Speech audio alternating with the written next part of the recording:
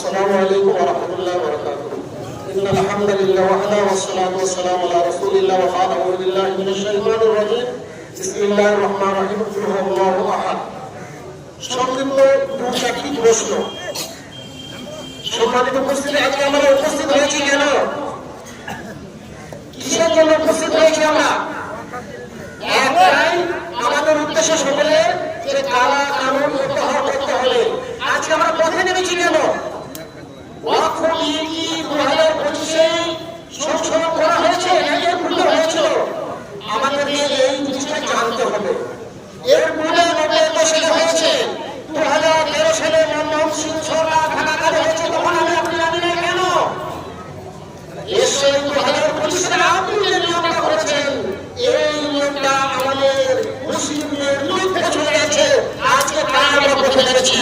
মাননীয় বন্ধুগণ, আমাদের অনেকেই সুপ্রিম কোর্টে কেস করেছেন, তবে খুব একটা আশা রাখছি না। কেন?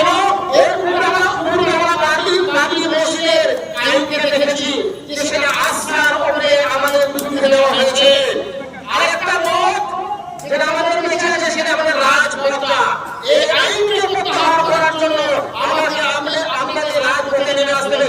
আমরা কি আজকে শেষ করে দেবো? আজকে কি শেষ করে দেবো?